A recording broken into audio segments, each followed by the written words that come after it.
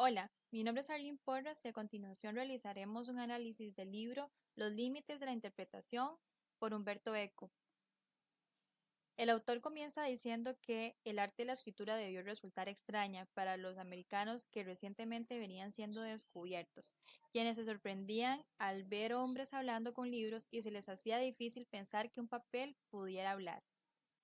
Después de esto, Humberto Eco nos regala un ejemplo en el que cita a John Wilkins en Mercury or the Secret and Swift Messenger.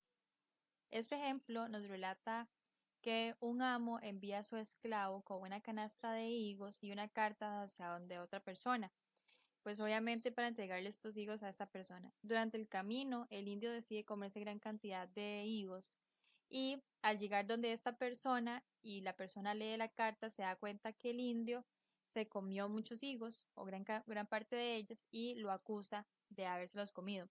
Entonces, el indio, en lugar de aceptar su error, más bien pues niega todo y dice que la carta lo acusa, perdón, acusa a la carta de ser un testigo falso y mentiroso. Por segunda ocasión, el amo envía al indio o a su esclavo con otra canasta de higos, pero esta vez con una carta que relata el número exacto de higos que debe llegar a ser de la otra persona.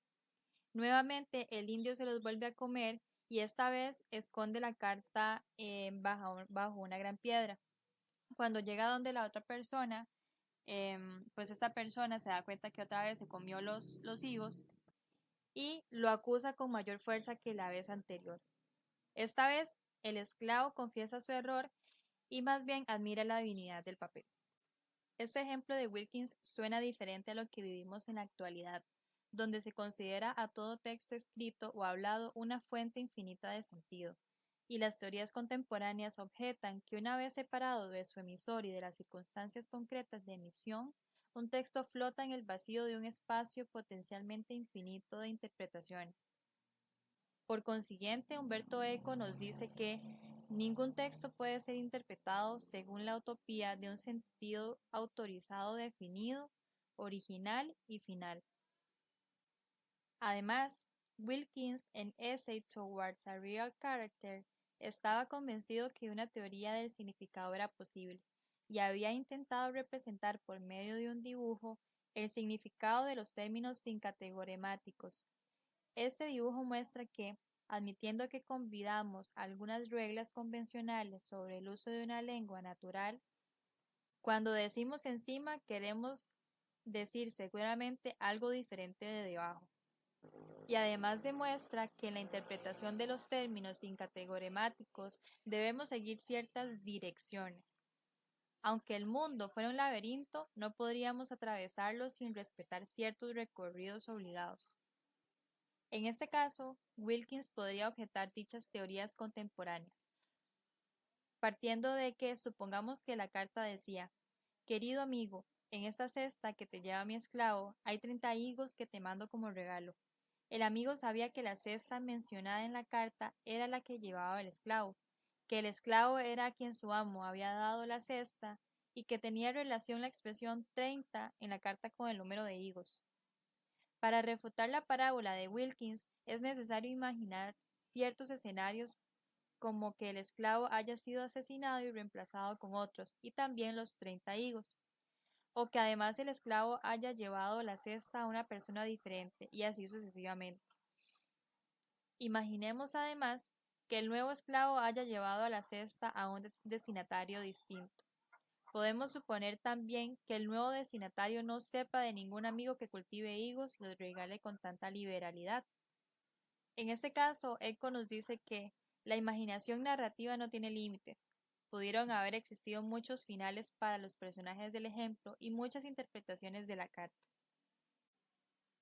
Por otro lado, Eco nos menciona el término semiosis hermética, el cual describe como práctica interpretativa del mundo y de los textos basada en la determinación de relaciones de simpatía que vinculan recíprocamente micro y macrocosmos. Para poder alimentar la confianza de que lo similar actúa simpatéticamente sobre lo similar, es necesario que una metafísica y una física de la simpatía universal se rijan sobre una semiótica. pudiendo estar explícita o implícitamente, de la semejanza.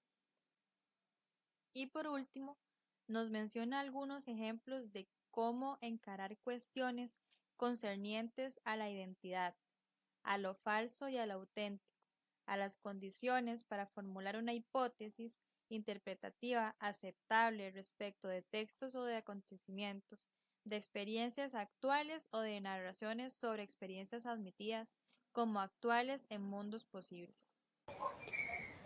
Los límites de la interpretación de Umberto Eco, capítulo 1. Umberto Eco nos habla de cierta literalidad, es decir, que podemos hacer interpretaciones sobre qué significan estas. Primeramente, hay que entender que en la literalidad debe existir un entendimiento, un reconocimiento de esos símbolos que son dados en las lecturas.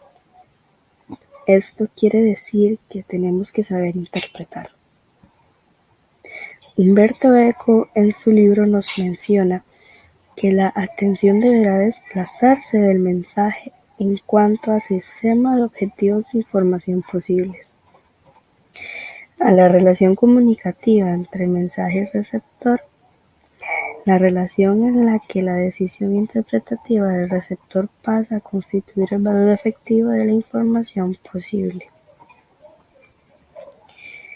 Ahora bien, Umberto Eco nos habla de 3 tipos de intenciones que menciona en el texto, los cuales son la intención del autor, la intención del lector y la intención de la obra. La explicación de estos es que la intención del autor es quien escribe con intención. El lector es la persona que lee e interpreta. Y la obra tiene por sí sola una interpretación diferente a estas dos. Es importante agregar que un texto puede cambiar en el contexto en el que se lea. Ahora, en el texto nos hablan de la defensa del sentido literal, donde se nos explica que un texto tiene la libertad de interpretarse con una defensa del sentido literal, donde a veces no se puede entender más que el sentido literal del propio texto. Otro punto de esta lectura es el lector semántico y el lector crítico, donde Humberto nos explica que el lector semántico es el proceso cuando leemos un texto, lo interpretamos y nuestra mente le da sentido a lo que hayamos leído. Por otro lado, nos explica Humberto que el lector crítico tiene un sentido más profundo del por qué el texto puede o no puede producir una o más interpretaciones en el texto. Otro punto de la lectura es la interpretación y uso de los textos. Se nos explica en el libro de Humberto que la interpretación busca el análisis del subconsciente del texto, mientras que por otra parte el uso y su forma superficial es el uso de los textos. Es importante entender que no son lo mismo, puesto que uno interpreta y otro utiliza como referencia y uno interpreta el texto y el otro lo utiliza como referencia de cierta información. Otro punto importante es la llamada falsación de las tergiversaciones. Una tergiversación se nos explica en el libro que es interpretar algo de manera falsa o de manera o de mala manera, de mal manera, siendo esto muy común y voluntaria de los lectores al leer un texto.